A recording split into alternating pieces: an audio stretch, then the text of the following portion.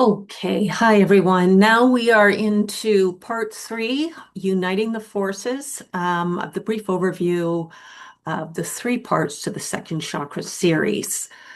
So let's get started. Before we get started, I do want to talk about Maslow's hierarchy of needs and the second chakra for just a moment. I've mentioned it before, but I think it's critical to mention it again. So let's revisit safety needs and the second chakra. Safety is really the fundamental soil from which the second chakra grows from. With safety in place, this plant flourishes, stretching upwards towards the higher human potentials of Jupiter. So think of this hierarchy kind of like a two-tiered step on a ladder, where safety is the lower part that you need before you can really climb higher into the Jupiterian qualities. Now, when you don't feel safe, your brain stays in survival mode, worrying about danger, protecting yourself, holding on tightly to resources. When you do feel safe, your energy is free to move higher, connecting with others, being creative, showing generosity, fairness, and empathy. If you're unsafe, if you're scared or stressed, you tend to focus only on yourself. But when you're safe, you pay attention to others and you truly feel what they feel. So, at its core, this chakra governs how safe we feel really in connecting with others, in allowing life's flow, emotional safety, trust, intimacy, pleasure, creativity, sensuality, and adaptability. Okay, without further ado, we will carry on into uniting the second chakra. Okay, so now the balanced physical emotional connection between the liver and pericardium. The connection between the liver and the pericardium involves both emotional flow and protection. Their partnership their partnership begins when blood leaves the stomach and intestines to enter the liver. The liver then processes and detoxifies this blood, breaking down waste that eventually leaves the body through feces or urine, while purified blood returns to the circulation. So, a healthy liver ensures a smooth flow of blood, which in turn supports the pericardium. Now, metaphorically, the liver represents the flow of emotional energy, moving and regulating it throughout the body. The pericardium, in turn, protects the emotional core of the heart. It relies on healthy liver blood to maintain emotional stability, proper circulation, and clarity, safeguarding the heart from emotional shock or overstimulation. The pericardium also indirectly supports the liver through the diaphragm, to which both organs are connected. By stabilizing the diaphragm, the pericardium helps stabilize the liver. Movements of the heart and pericardium during breathing gently move the liver through the diaphragm connection. And here the heart moves slightly downward during inhalation, and the liver is pulled downward simultaneously. This motion assists blood flow from the liver back to the heart and also indirectly aids bile flow by gently mobilizing the liver and its bile ducts. Okay, so how the liver pericardium connection works when out of balance. When the pericardium is out of balance, it can affect the liver indirectly in a sort of traditional Chinese medical sense by generating excess heat or tension and disrupting the liver's smooth flow of energy. This can contribute to symptoms such as rib side tension, digestive disturbances related to stress, headaches, dizziness, or a wired feeling.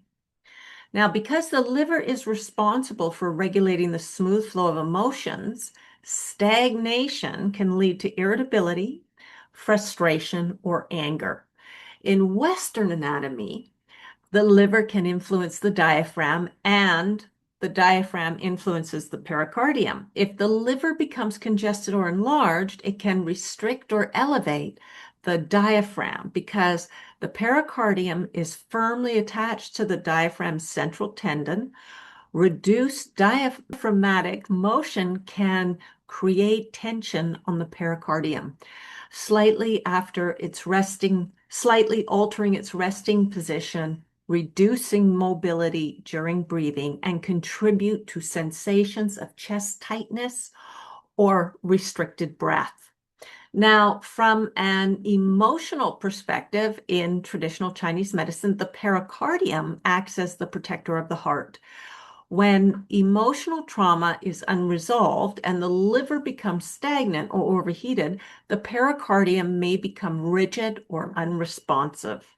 Now, this dynamic can lead to feelings of anxiety, emotional shutdown, overexposure, difficulty trusting, or numbness.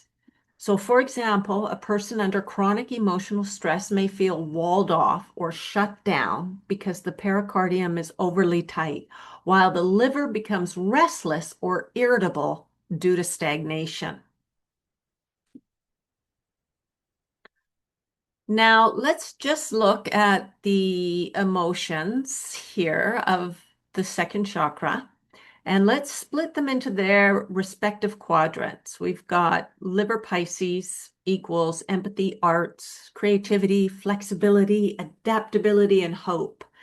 And the pericardium, which is Sagittarius force, represents boundaries, optimism, fairness, generosity, expansiveness, integrity seeking, exploration, and truthfulness.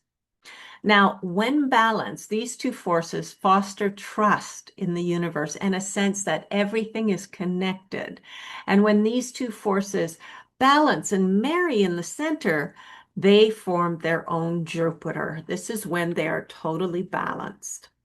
Now, negatively speaking, when the liver has deficiencies, the positive Pisces outlook is disturbed and it can be feeling burnt out, dizzy, directionless, negative, doomsdayism, lack of sensitivity, lack of forgiveness to self and others, condemning, judgmental, and not facing the problems, but escaping into daydreaming and resulting in difficulty making decisions, getting overwhelmed by feelings of hopelessness, pity, despair, getting lost in fantasies, trusting too quickly, and needing encouragement to see things positively.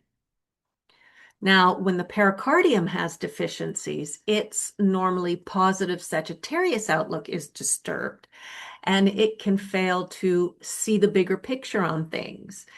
They can overthink as they set unrealistic goals and make plans that they fail to handle in the future. They distract themselves with fun activities or socializing, hoping to avoid confronting their emotions directly. So here are all the healthy emotions together, naturally formed by our organs and resulting in a Jupiterian center. So you can see how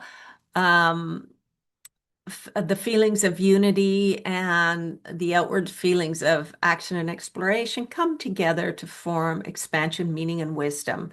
And the dreamlike emotional qualities come together with bold, adventurous qualities to become inspired and philosophical. Here we have compassionate, spiritual, merging together with knowledge, truth, and exploration creates the Jupiter higher understanding and integration. And again, in the Pisces quadrant here, we've got unity, dissolution of ego, with Sagittarius truth, purpose, individual expansion to result in universal growth and understanding.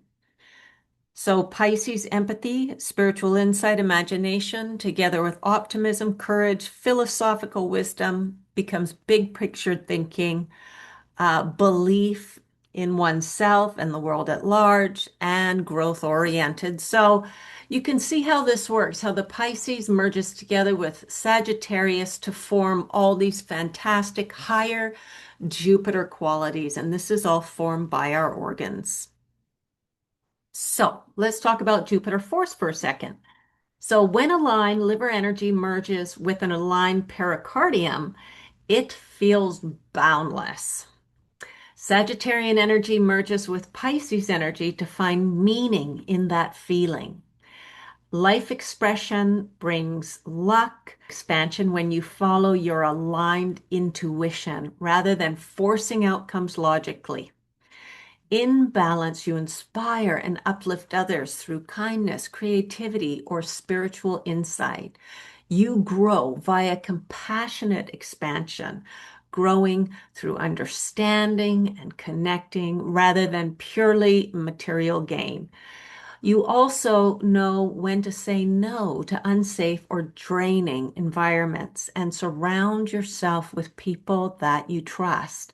At this time, when it comes to Maslow's foundation of stability, we can say that we have a safe, comfortable home environment, routines that bring predictability, sleep, meals, and exercise.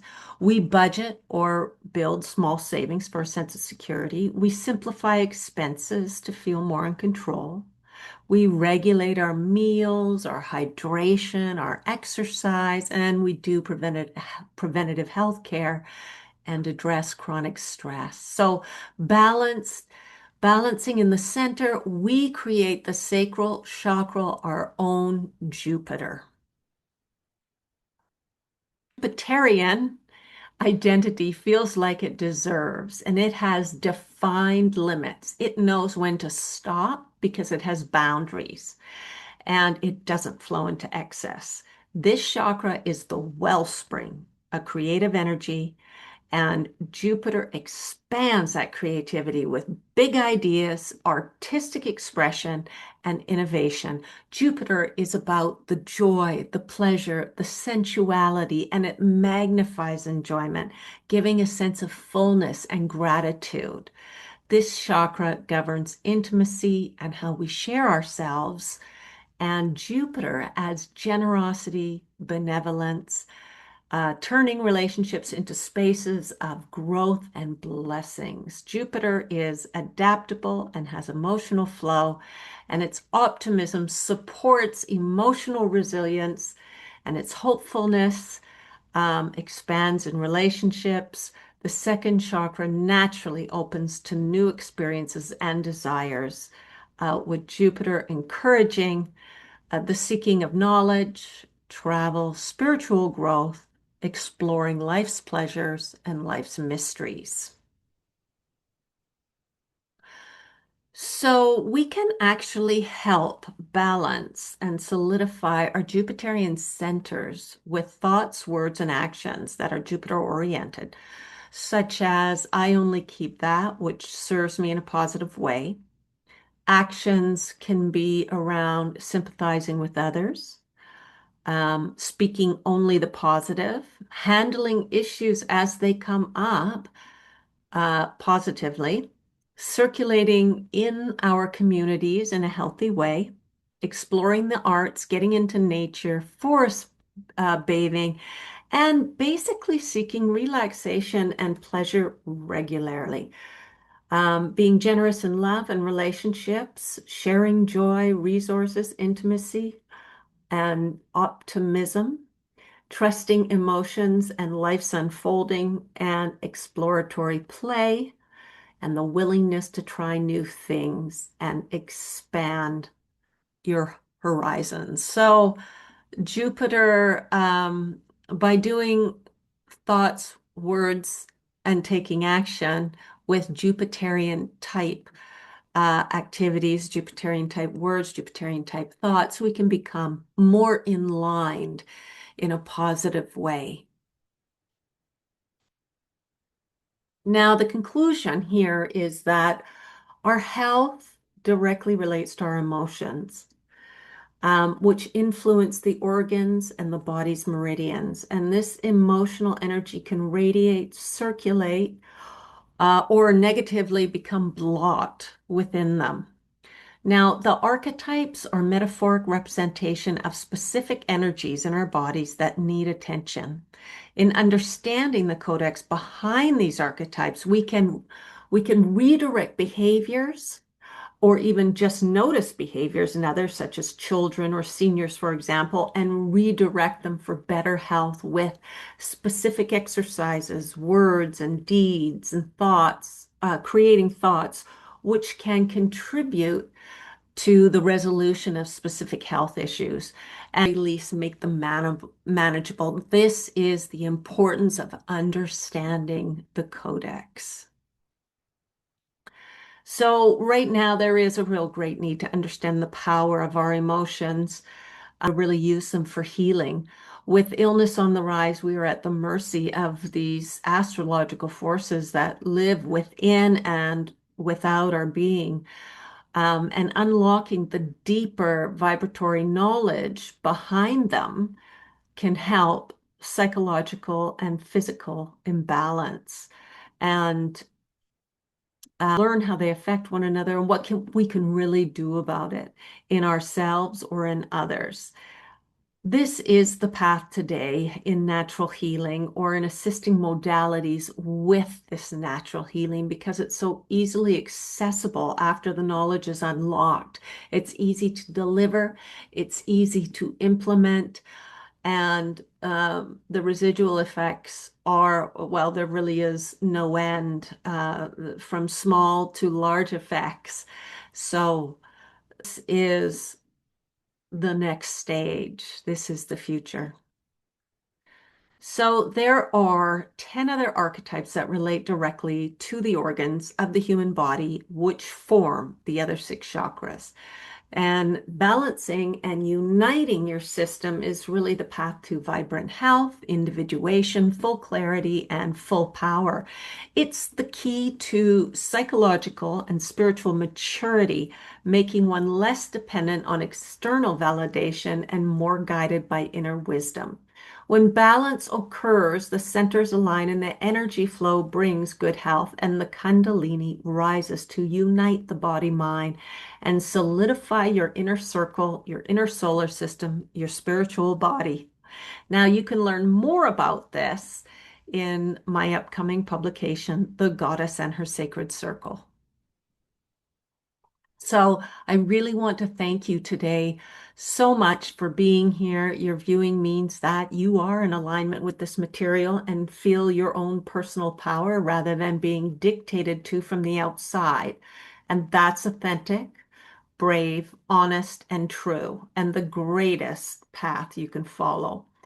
This life is about you, so make the most of it by working towards your own inner alignment, and understanding the archetypes can help.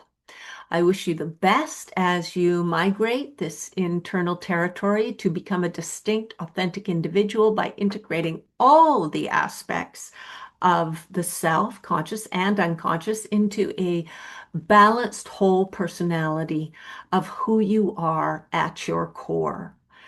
The road to freedom and personal meaning always occurs by following the inward path.